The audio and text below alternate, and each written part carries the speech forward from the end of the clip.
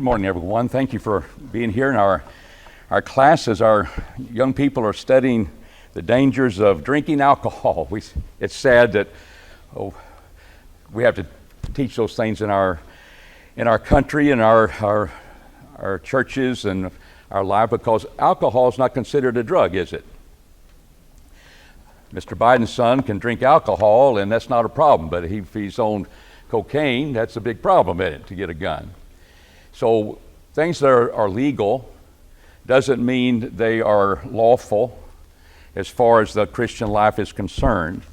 And I'm sure we know people in our lives, maybe in our families, that have had problems with the addiction of alcohol, because it becomes very, very addictive and hard to break habits. So why start them? So it's good to start young and teach its wisdom. We'll be dealing with Proverbs 23, but I wanted this first paragraph is to maybe instill in our young people something that no one else can have but those who believe in God. And it starts with Isaiah 46, 9 and 10, where God sets forth that He is the only God, but He knows the end from the beginning. I mean, we as adults, we get married. We don't know what's going to be the end of our lives together in marriage. We don't. We just look at the character. We look at things that we like, which we move that way. And hopefully we're making wise decisions. God doesn't tell us specifically at a moment of time, this is the one you ought to marry. This is the job you ought to take. There's a lot of things that God doesn't specifically tell us in His Word of God, but He gives us principles by which we follow, that we want to be honorable in our jobs. We want to choose wisely our mates for life that help us to go to heaven. But in this point about knowing the end from the beginning, we can know where things lead to. And it's interesting to me, this is just another study, but in the book of Proverbs 1, Proverbs 7, and what we're concentrating on is Proverbs 23. You tell me if this is not modern times. Proverbs 1 deals with gang activity, and I know it doesn't say it's a gang, but it's a lot of people getting your son, getting your daughter to join them in unlawful acts out of the greed for gain. That's in all people in it, greedy for gain. Why do we sell drugs on the street? I want to make a quick buck. I'm not doing good in school. I'm dropping out of school. I'm on the streets, and I can make big money all of a sudden. It causes people to gravitate, especially those who do not have a home environment where they have any discipline or any guidance. Fathers leave the family. So that becomes a problem. So Proverbs 1 is showing, don't follow that crowd, as they're going to be greedy for gain, and they're going to kill people. They're going to shed innocent blood. And the thrill of it all, we're going to kill them and just, they'll go into Sheol, just like a sudden, this is exciting. Well, that appeals a lot of times to young people. And here is Proverbs 1 speaking with idea of joining a group in order to do mischief. He said, don't you even know they're taking innocent life? They're killing people. And he gives the wisdom. Don't go along with them, knowing where it ends. Proverbs 7 is a young man looking out of his window, wrong time of evening, guard down, and he sees a wily woman walking away. She's married, by the way. And here is a married woman seducing a young man. And that's something that the Proverbs there in chapter 7 is talking about. Well, you're going to be enticed along, and there's the account of him being led along to the what? Slaughter. He's going to ruin his character. It's not going to be a good ending. I know the end, but it looks inviting. The group looks inviting. They're going to make a quick buck. She looks inviting, and yet it turns out to destroy you. What do we see in Proverbs 23? We see these problems. I know the end from the beginning, and it's warning us. So he asked the question. We'll come look at details with this. It says, who hath woe? Who hath sorrow? Who hath contentions? Who hath complaining? Who hath wounds without cause? Who hath redness of eyes? Are they not those that tarry long at what? At wine. They go to seek out mixed wine. Look not thou upon the wine when it is red. Here's the beginning. It looks enticing. He says, when it sparkleth in the cup, when it goeth down smoothly, at the last it biteth like a sneaky serpent, right? Sneaky snakes here. That's what we're studying. It biteth like a serpent and stingeth like an adder. Thine eyes shall behold strange things. Thy heart shall utter perverse things. Think about people who are not passed out drunk. They're just intoxicated. Here we are. Yea, thou shalt be as he that lieth down in the midst of the sea, or as he that lieth upon the top of a mast. They have stricken me, shalt thou say, and I was not hurt. They have beaten me, and I felt it not. When shall I awake? I will seek it yet again. So that becomes our focus this morning, upon the things that are not wise, and how things at the beginning look good, but at the end it stings. It biteth like a serpent and stingeth like an adder. When we think about the alcohol and its effect upon the brain, we begin to see that's what's involved in our problems that we have. And what God is saying, chapter 23 and verse 30, God is saying that such is the end for those who tarry long at the wine, and they go out and seek mixed wine.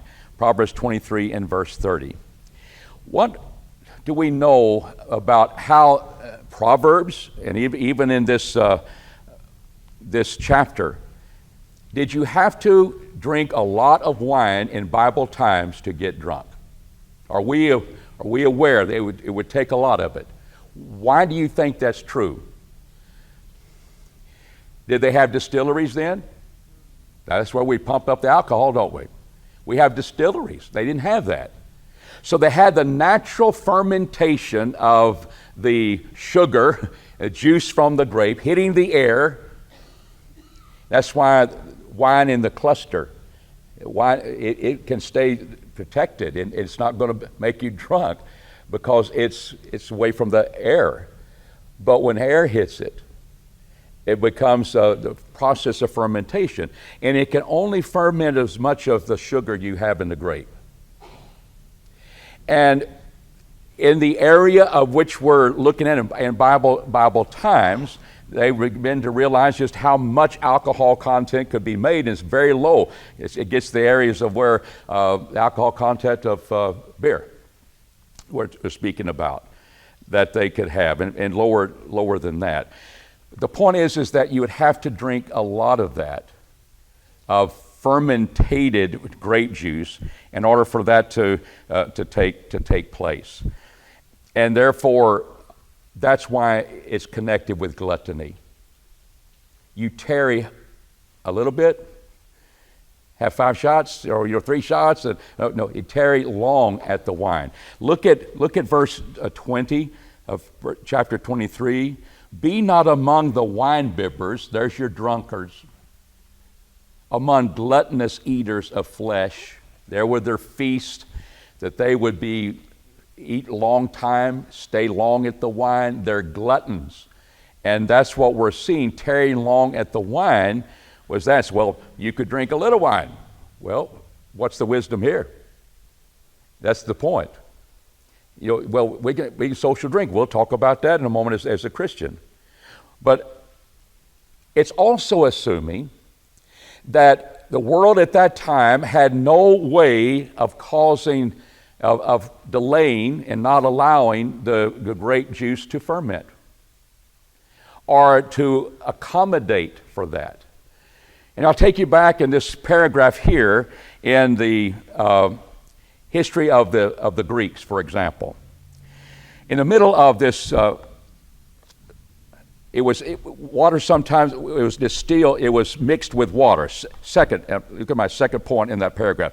Wine mixed with water was the way the ancients would drink the wine which will reduce the intoxication capability even further. They were realizing, well, we're not going to be gluttons. We're not going to become drunkards. And they would cut the wine with water. Hesiod, and that should be a Hesiod, not A-D, Hesiod. He was a writer. He was a poet. He would write didactic poems, teaching, like we have in Proverbs. And he lived in the days of Homer. We know about Homer and the Odyssey, and we see his writings. This is about the time in which Hesiod spoke. He said 3 parts of water to 1 part of wine. That's the way you ought to drink. And he's talking about a peasant life as well. People who worked on the farm, dignity of work.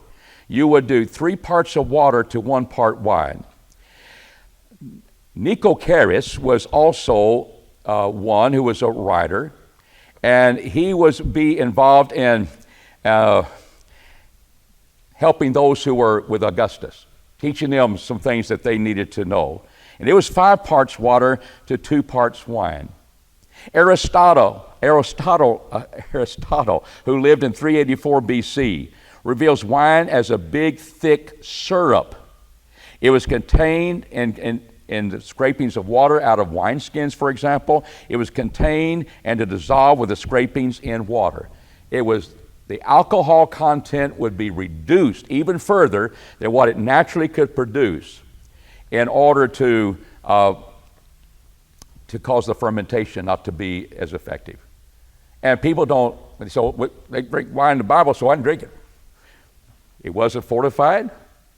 They also had ways of keeping it from being fermented, that they would keep it that way. And a lot of times was indeed a filterant. They would filter the wine until the particles were taken out of it. Look at page 2 of your outline. Sometimes people say that all the wine in the Bible had to be intoxicating because they had no way to keep the fermentation process from occurring. We're already seeing you cut it. You cut it with water. But let's say, could you keep it from fermenting? It says Pliny, who lived AD 23 to 79, that's Bible times, New Testament times, wrote an encyclopedic history of nature, revealing the known history of his time.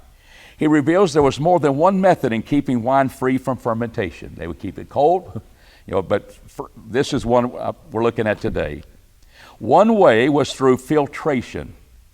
The juice of the grape would be filtered over and over again, removing the contaminants which would cause fermentation.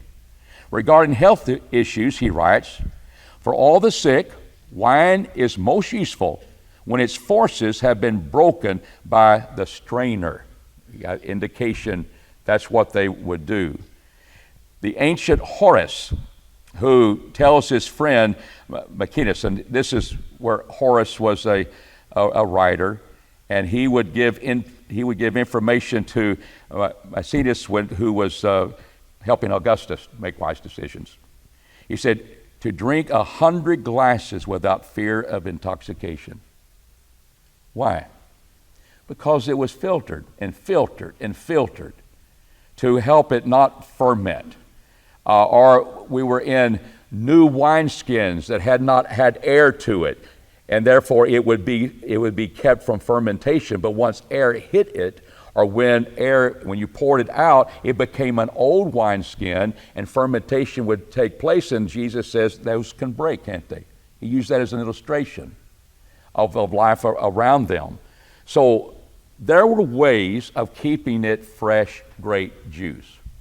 But wine in the Bible not only denotes grape juice, but it also denotes fermented grape juice. And to deny, well, it's just grape juice. No. And we're looking at examples in the Proverbs. Wine is a mocker. I didn't know Welch's did that to me. Wine is a mocker. That's grape juice. Well, wine can be intoxicating, but how do we know that? We look at the context of Scripture, and we don't ignore it. We don't shy away from it. We try to realize, well, these are the times, and we're also able to look at extra biblical material to help us to make wise decisions. Understand there's a lot of things that are happening in the Bible that we just go and drink our distilled wines and alcohol content and all that sort of thing, and we be so we just won't get drunk. We just won't get drunk. And we come back and say, well, how do you keep from being drunk? You know your limits? That's the problem. Because what does wine do to the brain? The inhibitions are gone. That's why people tell jokes and they think it's funny, and the next day they wake up and say, that wasn't funny at all. But you were the highlight of the party with that lampshade on. Well, you were something else. You were a joke. And the foolishness of that, and what we're trying to do, what does God say? He warns us. He warns us of the end result, and we can avoid becoming drunk by not taking that first drink. It's interesting to see the former president speak about his brother who was an alcoholic. That's why Trump said he doesn't drink alcohol. He doesn't touch that. He didn't smoke. But he saw his brother, who was older than he was, could not stop his addiction to alcohol. And therefore he decided, what's the way to do that? I don't drink at all. So here's a man of the world. Here's a man that said, this is serious in my family. And this is what he's saying to the public now of those things. He doesn't smoke. I know he drinks a lot of Diet Coke. I don't know how good that's for him. But there's a sense of not becoming intoxicated because he's afraid he might be that way, and he did not want to start. So what did he do? I don't drink at all.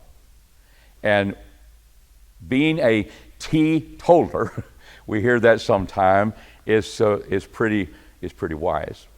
And we'll see, I think God leads us that way in our lives too. So there's I think we cover some questions that we're asking our kids about. But what blessing is it to be to a young, inexperienced person who has God who knows the end from the beginning? We're just looking at his wisdom in these proverbs of the time in which they lived. He sees the end. He sees it in Proverbs 1, he sees it in Proverbs 7, he sees it in Proverbs 23. And you put those three things together of people joining groups, joining gangs, fornication taking place when people are young, and the adultery, the eyes of a wandering woman who's married and her husband's out of town, all those evils that we can see happening today, and the problems with intoxication. Are those modern problems? As far as morality and living the godly life, we see that the modernity of the Bible just stands out so much because he doesn't give, well, you're just not going to drink 45 wines that are going to come in the future. He gives us a wisdom. We can learn from history and understand, why did you always connect that with gluttony? Drunkenness was that. We know that they would stay long at it. Feast and all those things would happen. But the modernity of it is that this book of Proverbs is ancient. It's more ancient than when it was written, but it's still there and can give great guidance to your children as you raise them in the way that they should go. And I've just observed there's 31 chapters in Proverbs.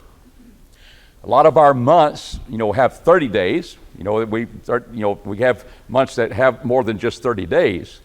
And I was just thinking, young people, of what they could read. They could read a day, read one passage of Proverbs a day, and end it up in a month. And they could read through that one time every month. Read a chapter a day, and keep those principles on their mind. And so much wisdom would be there. They wouldn't stay long at your house. you start stinking after a while. We use that time. Proverbs speaks about that. How to, just because I've seen preachers come into a hospital room and they just sit down and everything's going to be happy and they're going to do their computer. Well, you're there for them. And sometimes to a heart, it's just vinegar when you do your kindness. Well, there's some wisdom that of living life and helps us. Even preachers need that. And it's just amazing to me how much wisdom you can gain from that, of just interacting in lives of the family, homes, and just this point. What's the wisdom? I don't think I want to go down that road of drinking when everybody said, let's go have a couple of drinks. We'll be okay. We got a new driver. We got a driver to get us home. And you're going to avoid a lot of that. Question number 2, who has woe and redness of eyes? Has complaining, has wounds without cause. I don't know how I cut myself. Well, you're in a bar fight at 2 a.m., whatever. It didn't hurt me, yeah, and you'll go back at it again. It's foolishness and all that. But who has that redness of eyes? Those who eyes, they tarry long at wine. There's your glutton part that we're trying to establish. Proverbs is warning what about wine? That Proverbs 23, we read the passage. What is it warning us about wine? Even though it goes down smoothly at night. Yes. And the ambience, we just take that wine bottle and that's just wonderful. And all that looks sophisticated, doesn't it? But he takes us to the end of what happens when we are going to be in that process of becoming drunk and the dangers of that. And there's the warning. He's telling us what happens at the end of something that looks so good. And I'd say sophisticated. I've seen that. That's how it's advertised. And just to say the words of things that you show that you're cosmopolitan. You know how to live this life. And we see it's very, very foolish. Same thing with smoking. Why did everybody smoke in the 1950s? Well, look at the Marlboro Man. There's a man for you, wasn't it? And look at all, and you see these old shows. Perry Mason. You can't sleep sometimes, so you watch Perry Mason. That'll put you to sleep. But everybody's smoking. Women are smoking. Men are smoking. What did we learn about that? That wasn't good for us, but it was sophisticated. It's what my granddaddy. It's what my father. That's what they grew up on. That's what the movie stars did. And there's always that time we live in where that becomes the route to go, and God gives us some wisdom to see through all of that, and he takes us to there. So what was involved among the ancients in mixing wine? We try to set forth, they would cut it. Sometimes 20 to 1. 20 parts of water to 1. That might not even be good grape juice. I don't know. But there's the part of cutting that, and the reason they did that, so they didn't want to be gluttons. They didn't want to be barbarians. They wanted to be accepted, and drunks were not. And that was the problem of doing that. How the ancients keep grapes from fermenting? We only did one, and that's filtering. Do we filter juices today to keep contaminants out? We do that today. A lot of times that was keeping those things that were that could ferment, that would take it out of there, and so that would help that. So down to question 6. What are the underlying characteristics of Solomon's description of those who get drunk from the wine? He asked the question, first of all, who has woe, who has wounds without cause, and he speaks about those who are tarrying long at the wine. And are these things not true about people who get drunk? I've been with sloppy drunks, and all they do are sad, sad, sad. They have contentions. Why do people have to close down the bars at 2? People getting drunk and they're having fights. Whether they get irritated and they fight, do things that normally wouldn't do. Who hath complaining? Who hath wounds without cause? There wasn't a reason for you to get hurt like that, but you set yourself up for that. The redness of eyes. It's those who tarry long, and they that go to seek out mixed wine. Now, mixed wine in this context was where the alcohol content could increase, because you would add more fruit, different fruits that would up that. So mixed wine is a lot of times connected with strong drink in the Bible, and that indeed was to be avoided.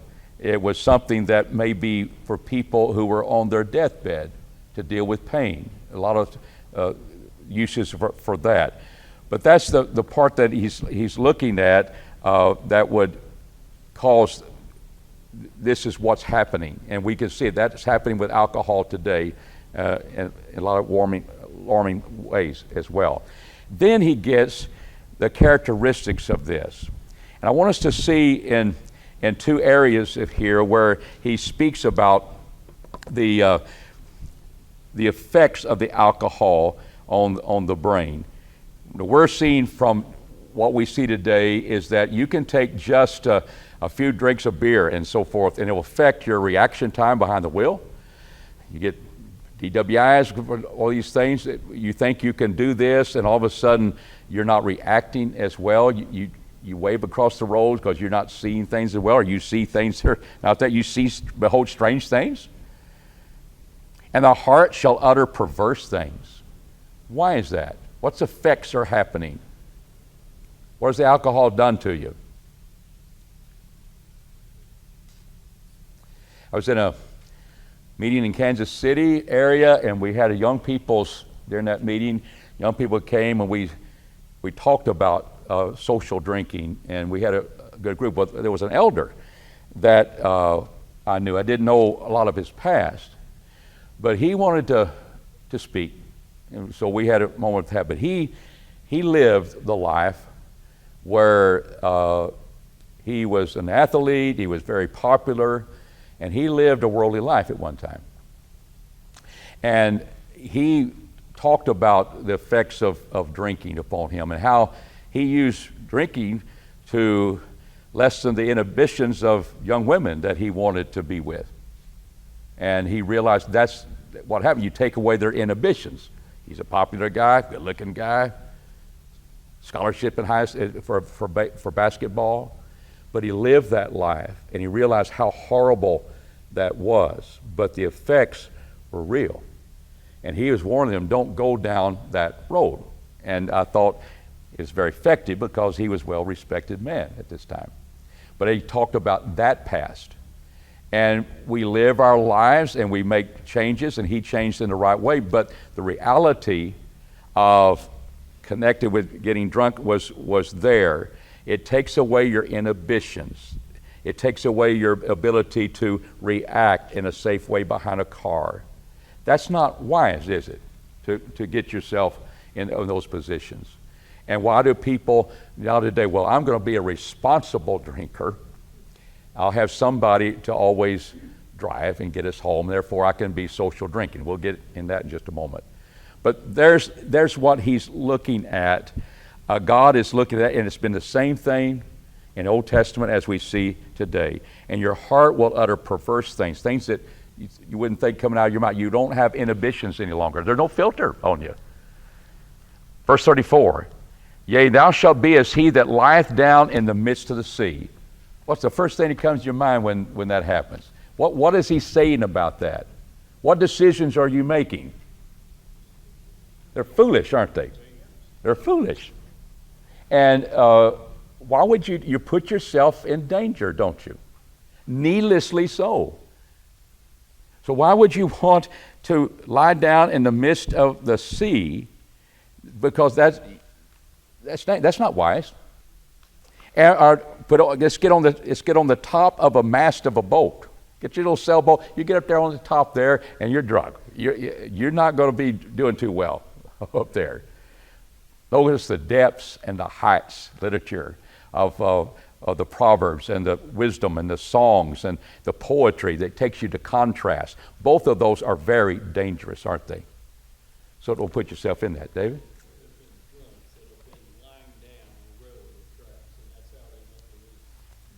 Yeah. That's right. That's true, but that's always, well, sometimes I'll dare you. Yeah. Or my granddad would smoke cigarettes with his oxygen tank on. And that wasn't good. I wonder why we weren't allowed to go see him that day. but does that tell you how much addiction can get to you? I don't care anymore. So he's going to breathe, and he's going to do that too. But we put ourselves in dangerous places, and he's speaking about that. And then show you how the effects of it, they have stricken me and I don't feel it. What's so sad about DWIs and the person that's drunk probably doesn't feel the wreck that you just killed two people. He doesn't seem to, he tumbled real well, and he didn't have effects of that wreck. I don't feel it. And when shall I wake? Here's the point. When I shall awake, what will he do again? He'd do it again. Is that foolish, or is it? It's foolish. And that's what effects of alcohol. I slept it off. And hey, there's a party tomorrow. Party tomorrow night. Hey, I'm doing okay. I got by this time. I didn't have a wreck. I just had a good time, or I thought I had a good time. But we know behind the scenes, your friend said, nope, it wasn't too good. But who cares? We will go after it again. And it wears off. Go get me some breakfast, and I'll be okay. We can drink at 9 o'clock in the morning again, whatever. But people become addicted to that. So all of these things, the Proverbs is speaking about, that it becomes important. So let's speak about the time we have about we see the effects on the body. Why should a Christian be interested in such effects?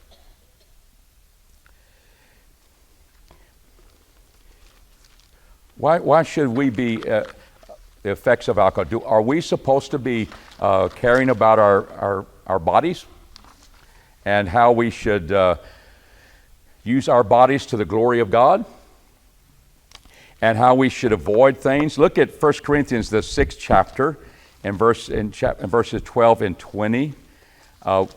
We see how our bodies are to be used for God's glory. Verse 12 says, all things are lawful for me, but not all things are expedient. All things are lawful for me, but I will not be brought under the power of any. So I'm not going to let anything overpower me, and if I begin to see that, I should be making moves to say, I need to sever myself from that habit. I need to stop that. Yes? And in Colossians 3:5, it tells us that we're supposed to put to death everything that is earthly to us. That's right.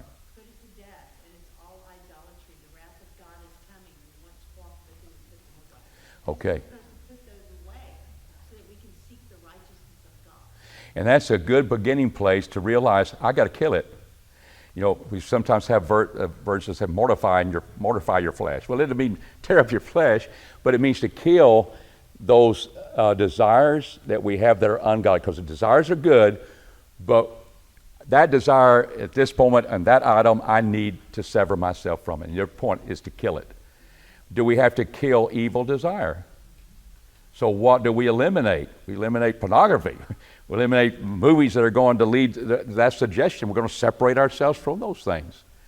And that's a very good point. It wasn't say, well, I'll just kind of deal with it and get along with it. No, you kill it. You mortify it. And what we see here in 1 Corinthians, the 6th chapter, is to see the fact that even if things are lawful, I will not be brought under the power of anything. Whether that's M&M's, Diet Coke, what have you. What are you talking about that? Well, if it becomes that you can't live a day without it, it might be something you want to look at. Maybe there's something in that's causing my brain to operate a certain way. I might want to look at that. And a Christian is going to be doing that. And then have the discipline to kill it and to put it away, because it's something pleasurable or you wouldn't be doing over and over and over again. And you've got to cut that. You've got to take away the habits. That's an individual work that we have to do, but it can be done, and it must be done, because I'm not going to be brought under the power of anything. Meats for the belly, belly for the meats, but God shall bring to naught both it and them. Now here's his point in this context. The body is not for fornication, but I'm addicted to sex. Well, you're going to have to realize it's not fornication. You got the lawful way, your husband and wife relationship and all that. But the Lord's body is not for fornication. And we need to understand. So in verse 20, verse 19 says, "For you know not that your body is a temple, a holy place of the Holy Spirit, which is in you, which you have from God. You're not your own. I need to kill it because I don't belong to myself. I belong to God. And I need, therefore, to glorify God, therefore, where? In your body. And there's where we're ingesting the alcohol or the pornography, all those things are there. And that's the viewpoint of a Christian. And that's why it's good to remind us of these things. So let's look at a passage of Scripture to get down to the point, well, what about social drinking? I can go to a party and I'm not going to get drunk. I know drunkenness is sinful, and we have many members of the church, call themselves Church of Christ, even in this area, that a younger generation, I'm talking about 30, 40-year-olds now, that have no problem with social drinking.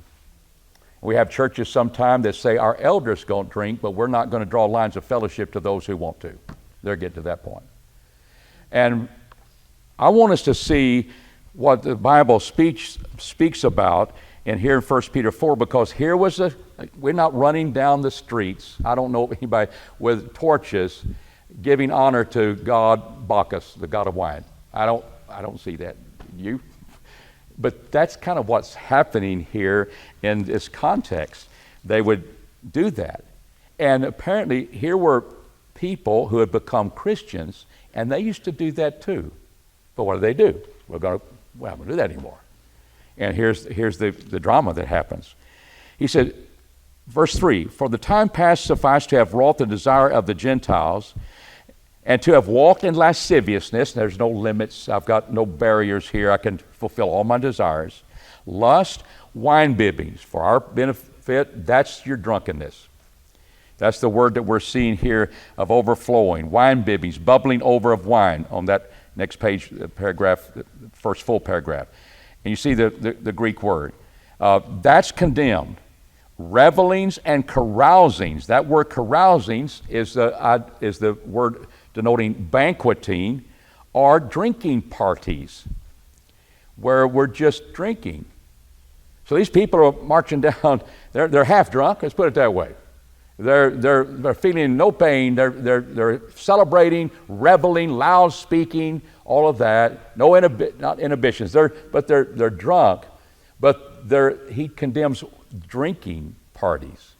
He condemns that process of becoming drunk. They're not sloppy drunk yet, they're not passed out yet, but they're part of the revelings and carousings where we're losing our inhibitions. We're in the process of becoming more intoxicated than we are. Wine bibbings and carousings are two distinct things in that context. So why can't we need to understand that context and walk accordingly? So what happens, there's connected with their abominable idolatries, I mentioned Bacchus, wherein they think it's strange that you don't run with them in the same excess of riot. Oh, I go to have social drinks at the bar. It's not a riot. So people say, this doesn't bother me. But it's this context that he's condemning. But notice the wisdom. I don't want to be connected with drinking parties, drinking bouts, banquetings where we're going to be drinking wine. And I don't want to get drunk either. And certainly not going to be connected with idolatry. So there's a lot of reason for not doing that, but here's the wisdom. But they'll be speaking against you because you don't run with them. So anybody that lives godly will suffer persecution. What's this persecution? Especially to your young children and to your teenagers, because we grow up, we want to be accepted, don't we? We want to be liked. We want to be part of the group. And here's where it stops for us as a Christian, and it takes a lot of confirmation. This is the route that I need to go in serving God. But he said they speak evil of you, and of course they're going to give account of the evil that they have done. But we're going to have to suffer for making that decision. A lot of people don't want to, so what do? We don't get drunk, but I got to get along with my business partners, and we're going to have a just a social drinking thing at 5 o'clock. It's good business. Yes.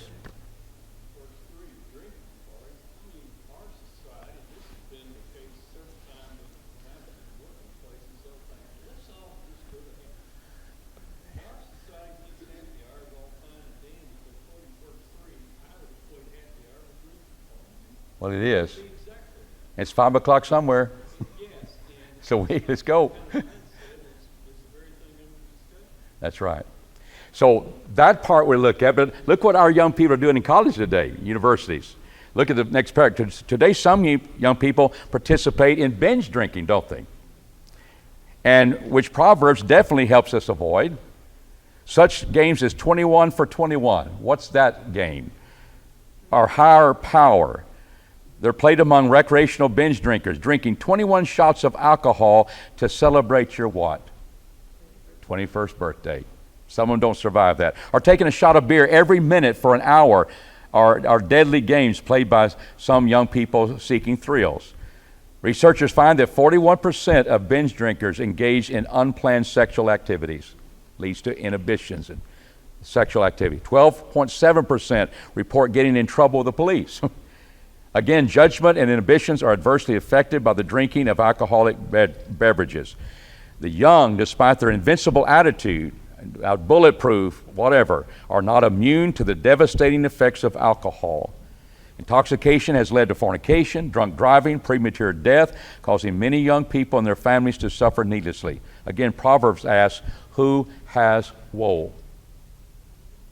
And when you're sitting in, when you're sitting in prison, I know a man, get letters from him, and he's been thrown in prison for a second time of DWI, and they've thrown him in there. And you know somebody, and it hurts because you knew them when they're younger, but they made some bad mistakes, and they kept making it. That's where they are for the rest of their adult life. I mean, they threw the book at him, and that's a sad thing. Where can we start now? Where you have your young people, you have your grandchildren that you can have an influence upon, and to teach them these things and to help the young people to understand, I'm not going to fulfill my lust and follow the group to do wrong. I know we don't have a lot of time, but look at this paragraph before we get to the questions. At the bottom, we should live godly in our youth. Young people are to exercise or train themselves to be godly. This is a great lesson to teach them. When you're training them as they're young, they get to a point where they're to train themselves. And you know kind of where that is. They're responsible. They may obey the gospel. They understand they're responsible before God. Now you train yourself. So how are they going to train themselves to be godly? You have led them that way. Godliness is, I'm going to be like God. No, it's more than that. It includes that, because I'm supposed to be holy as God is holy, but godliness says I have reverence toward God. Godliness is piety. I care what God says. And you got the arsenal when they're young. We're teaching them this week how to make the wise decisions about that, and they will learn that. Where do they give their tobacco now? A Billy Goat. Don't you know the song? Well, you got to hear it again. They're learning. Well, I'll give it to a Billy Goat. Where's the goat right here? I'm not going to smoke. They'll think it's strange, but that's okay. But you're training yourself to be godly. 2 Timothy 2:22, we're to flee youthful lust, whether that's peer pressure, whether that's whatever it is. I'm going to flee them. Young people desiring to walk in the cleansed way must carefully lay the word of God in their heart, always rejoicing in the way of God's testimony. Psalm 119, how shall a young man cleanse his way? And he loves the truth. He values it more than gold and silver. We need to instill that love in them, and they'll see that in your life as well. And we can be pious or godly when we ignore God's warnings concerning the drinking of wine, the effects of drunkenness. Let's say no. We can't do that. So is the godly person, question number 9, is a godly person to avoid becoming drunk or going to avoid drinking intoxicating drinks? I'm saying yes, don't start that process. Now look at the bottom of the page leading to the last page. An observer or friend will never become drunk due to your influence, because you never are in the process of becoming drunk. That's the way of applying God's wisdom, I think, taking in the teachings of the New Testament about the Christian and our body, and my influence. No one will ever be influenced to drink because you are never in the process of becoming drunk. It won't be because of you, but they may become drunk because they saw you take a drink. not get drunk. You don't know the effects of alcohol on another. And that's true. But they saw you at a get acquainted party, kind of low inhibitions, sophisticated, however you wanted to talk about that, and they may become that way. And we avoid that, don't we? Yes? If I am there participating in that, I am bringing reproach on the church and ruining any kind of influence I might have of converting somebody. That's true. More than destroying my own life, which I had done and repented, all that Proverbs stuff is true, came true in my life. But more than that, it hurt the Lord, and it hurt the influence of the church. I had no chance of converting anybody to Christ because I wasn't living as a Christian. Yeah, So, but fortunately, those things can change. it can change. Given, Yeah. and the Bible repeatedly says, "Be not deceived. Be not deceived." And we're supposed to walk circumspectly, look ourselves in the mirror, see what manner of man we are, and make the changes we need. Yeah. God bless you. You don't give up, and you keep, and we can change for the better, and that's wonderful. But you've experienced that, and how true that is when there's the godliness that says, I care about how it affects the Lord and the church. We're trying to save people, and that keeps us stronger, I think. And that's but I appreciate you for that. And just like that man who's an elder now, he had his past, and he could talk about it, but you still have an influence and people around you. And we can that's always we can always start today. And we can start today say, hey, something's encroaching in my life that is gain control over me. I'm gonna cut that out and live better lives. So what do you think about social drinking? Is that okay? I mean, people don't get drunk. That's how it's been argued. They're not looking at 1 Peter 4:3, the distinctiveness in those words. They're not looking at the influence that one can have. And what's interesting, one young man has been with people in churches that are now, the idea of, well, we're not going to take a stand against social drinking. Our elders won't do it, and the preacher won't do it. But I said, well, why would they do it? So they're happening. But what's happening is that they don't know what else goes with that. Gambling, playing, the football games of fantasy, gambling on that part, gambling and drinking, all the other things are coming in where they want to get along. So where does God condemn that? And they're corrupt from within. And we've got to keep the devil out, don't we? And we do that. And we'll have to deal with, well, you think you're holier than thou and all that. No, we're just going to be godly. And you can start getting your kids how to know, then they can start training themselves. And it's good. Thea.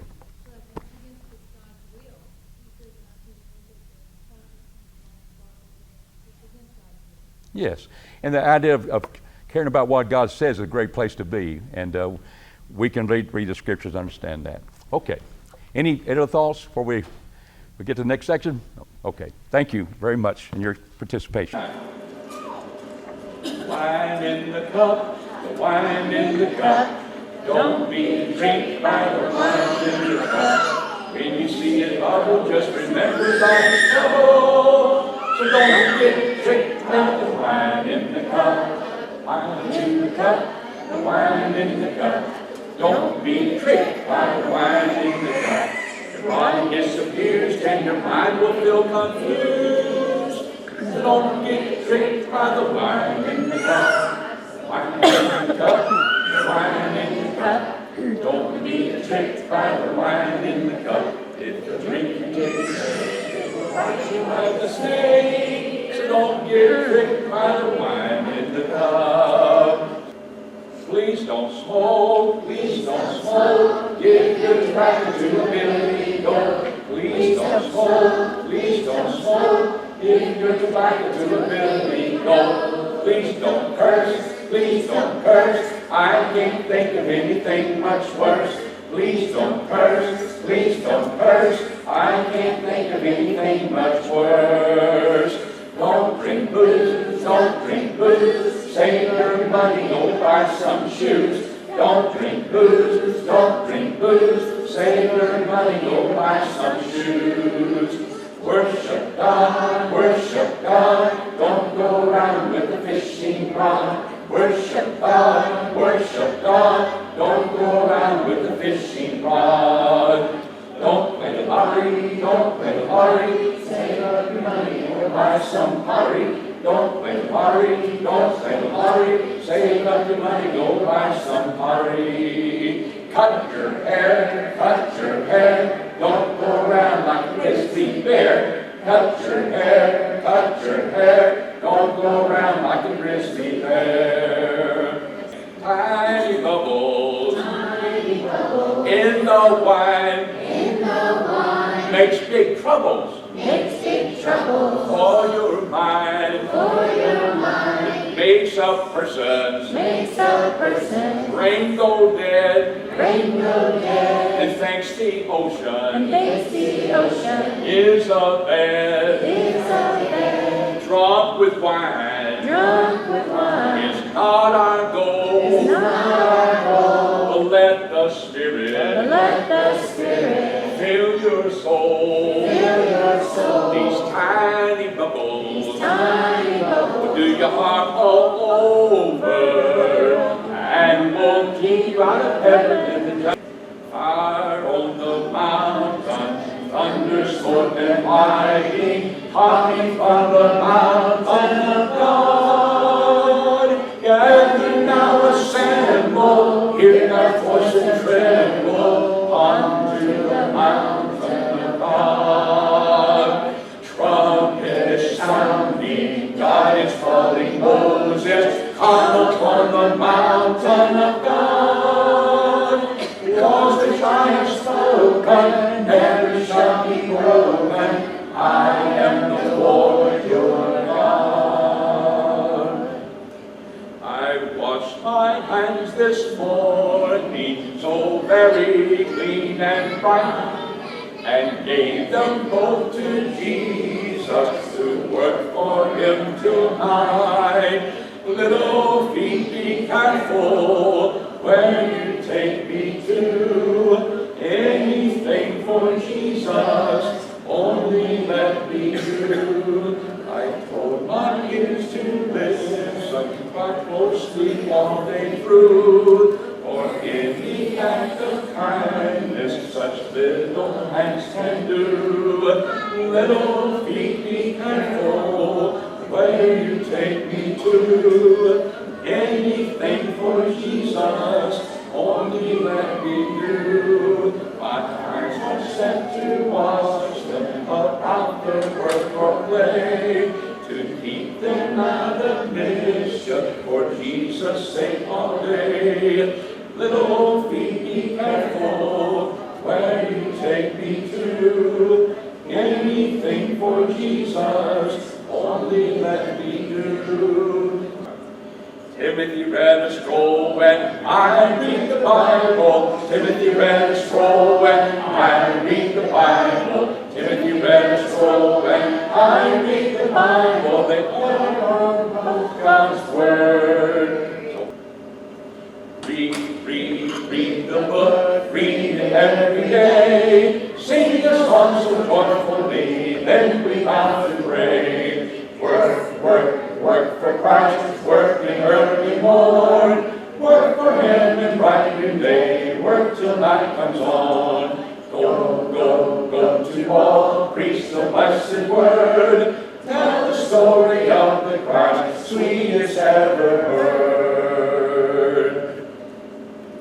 Zacchaeus was watching for the Lord,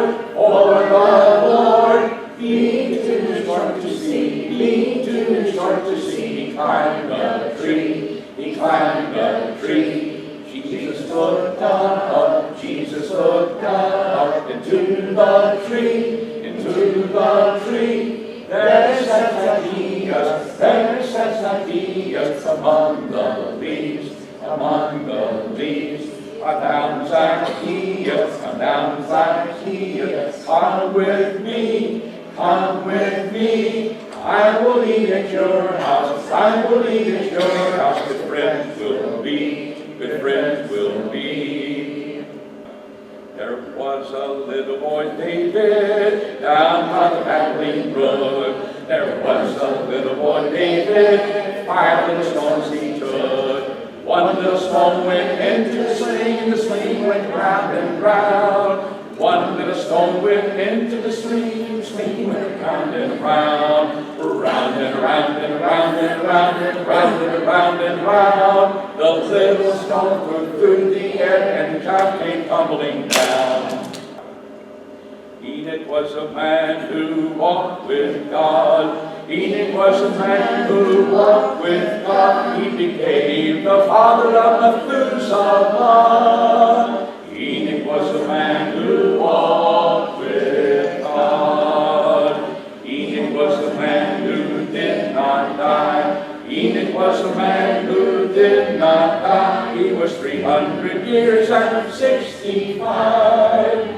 When the Lord took Enoch, he did not die. Strange messengers, God used them all in Bible days. Strange messengers, we stand amazed in Jehovah's ways. God spoke to Moses in the burning bush. The ground is holy, so remove your shoes, as you lead God's people away from Egyptian abuse.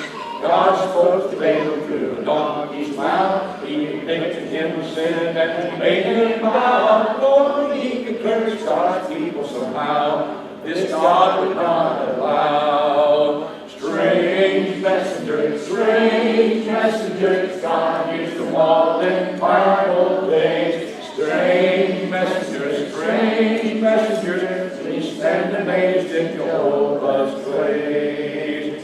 Lay God's house, the message was clear, when his head and hands were laying there, and if he had a head, he would surely nod. There's only one true living God. God wrote a message on the shattered wall. He wondered what it meant before them all. You've been measured in the balance of God. Your kingdom is bound to fall. Strange messengers, God used them all in Bible days.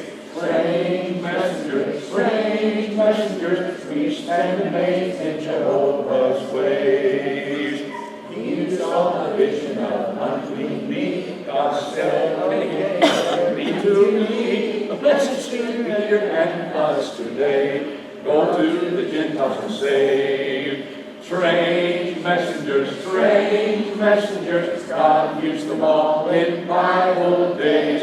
Strange messengers, we stand amazed in Jehovah's ways.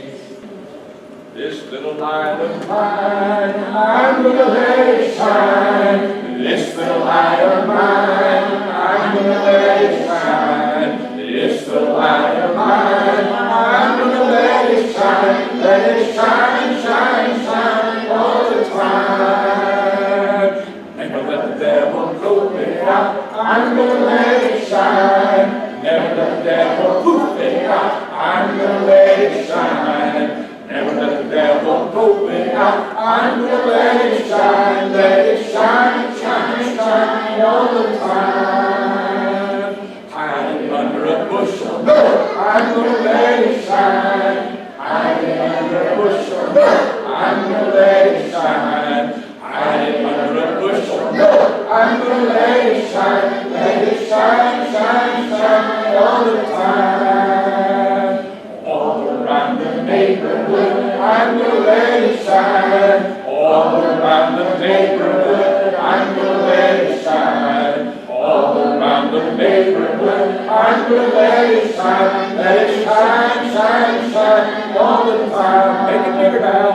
Shine all over Texas, I'm gonna let it shine. Let it go now. Shine all over Texas, I'm gonna let it shine. Shine all over Texas, I'm gonna let it shine. Let it shine, shine, shine all the time. How long now? Let it shine till Jesus comes. I'm gonna let it shine. Let it shine till Jesus comes. I'm gonna let it shine. I'm gonna let it shine, shine, shine all